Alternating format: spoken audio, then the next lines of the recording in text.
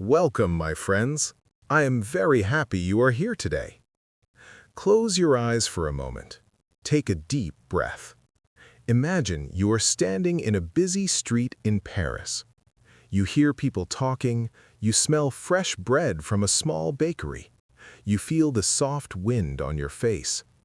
Now, look up. What do you see? You see a very tall, strong tower made of iron. It rises high into the sky like a giant. It looks powerful, but also beautiful. This is the Eiffel Tower. Today, people love this tower. It is a symbol of France. Lovers come here, families take photos, tourists smile and look up with wonder. But here is the question. Was it always loved? No. Long ago, many people hated it. They thought it was ugly. They thought it was a mistake. Is that hard to believe?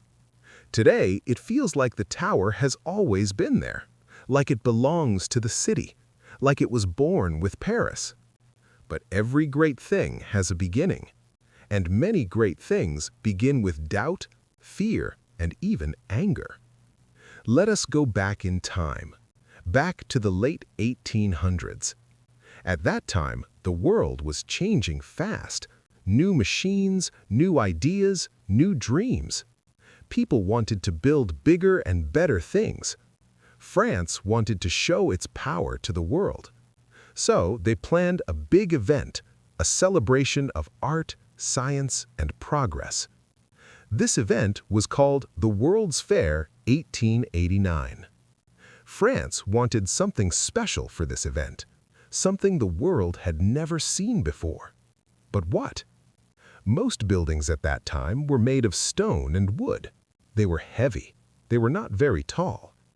Then a bold idea came. What if we build a tower made of iron? And what if it becomes the tallest structure in the world? This idea shocked people.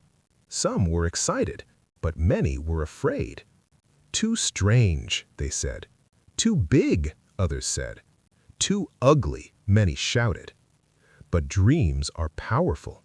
Sometimes they look impossible. Sometimes people laugh at them. But sometimes they change the world. And this dream, this crazy dream, was about to become real. Every big dream needs a leader.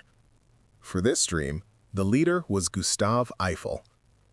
Gustave was not a dreamer only, he was an engineer. He loved math, he loved building strong things, he believed in science. Before the tower, he built bridges and train stations. He knew how to work with iron better than most people. But this project was different. This was not just a bridge. This was a tower 300 meters high. At that time, this was almost impossible.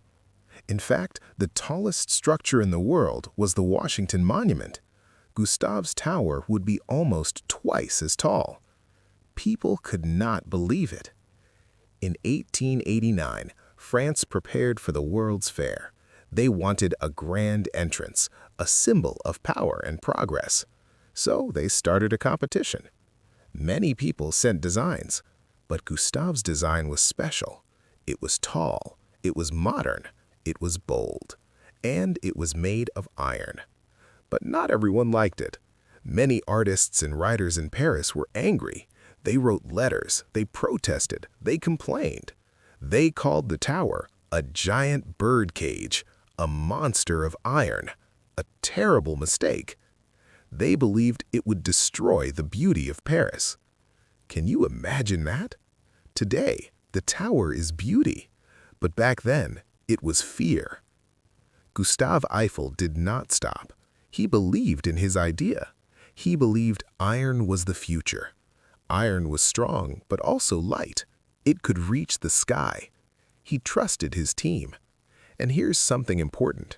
He used his own money to help build the tower. That means he risked everything. His money, his name, his future.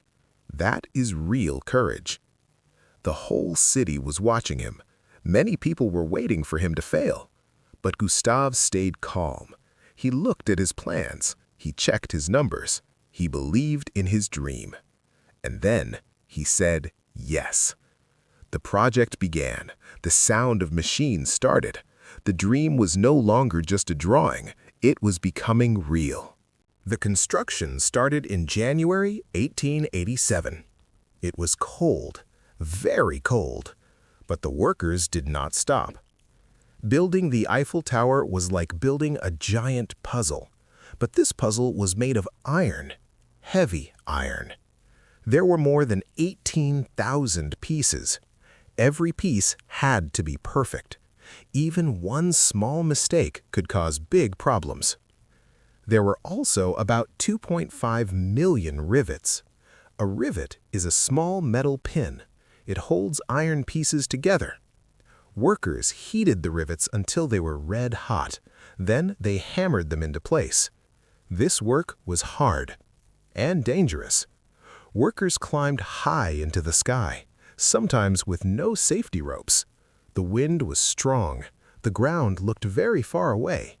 One mistake could mean death. But Gustave Eiffel cared about safety. He trained his workers well. Because of this, only one worker died during construction. At that time, this was very rare. This shows how careful they were. The tower grew slowly, day by day, piece by piece. People in Paris looked up every day. They watched it grow. It was like a metal tree reaching for the sky. The iron parts were made in factories. Then they were brought by horse carts. Everything had to fit perfectly. No computers, no modern machines, only human skill and math. So much math. Workers worked in teams. Some heated rivets, some hammered them, some climbed higher and higher. They worked in summer heat. They worked in winter cold. They did not stop. The four legs of the tower started to rise. They curved inward. Then they met. First level, second level, higher and higher.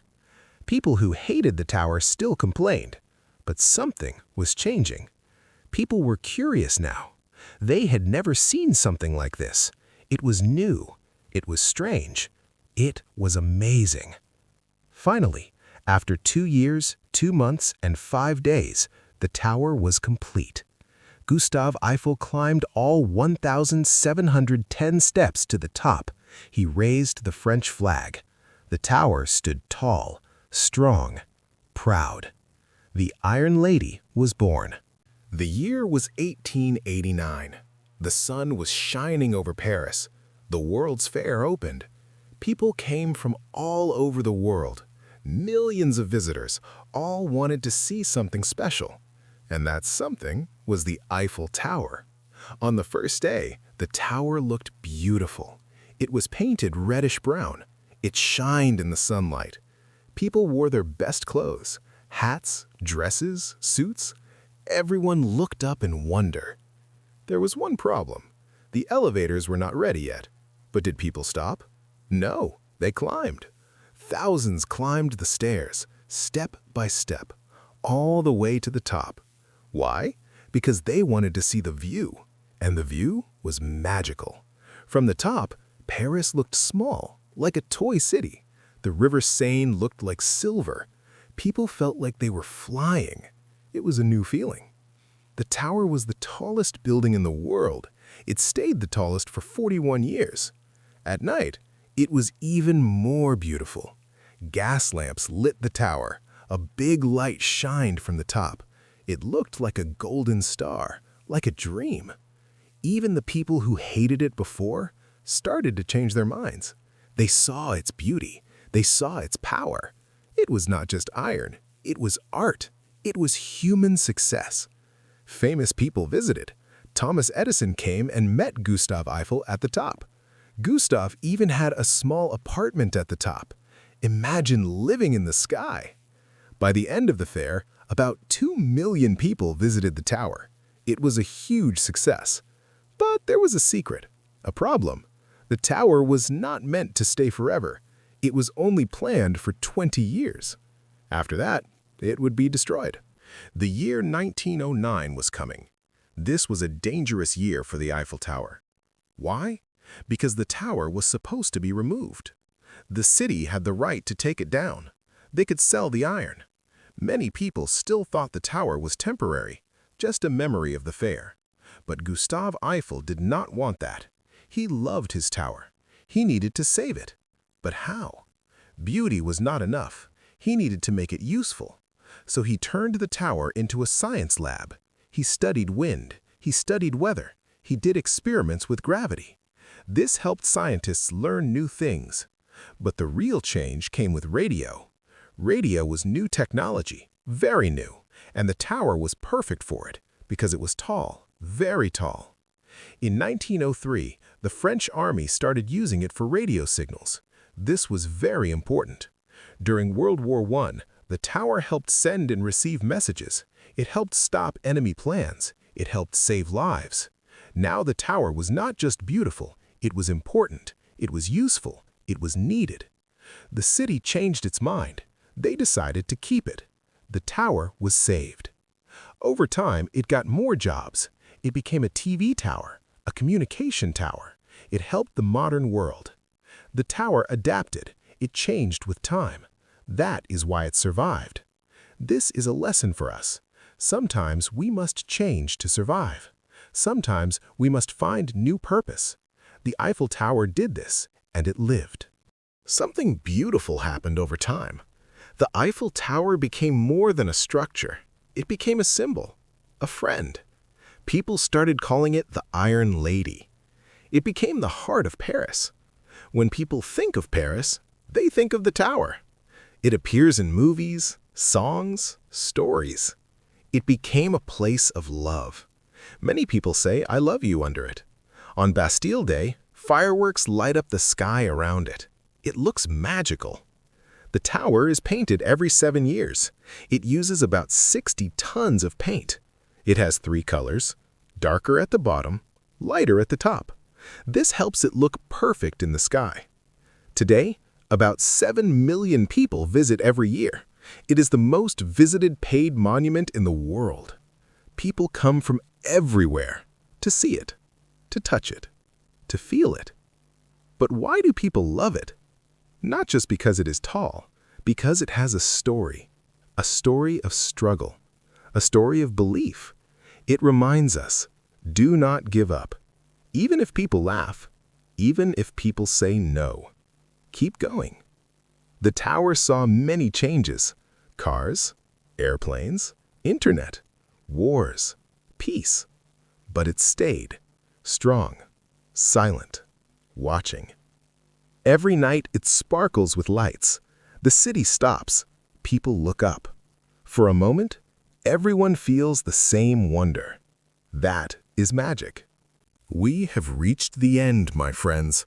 But the story of the Eiffel Tower never ends. What can we learn from it? First, great things take time. The tower was not built in one day. Second, it is okay to be different. The tower looked strange at first, but that made it special. Think about Gustave Eiffel. He believed in his dream, even when others did not. Today, his name is famous because he was brave. The tower is more than iron. It is human spirit. It shows what we can do. It connects past and future, old iron, modern signals.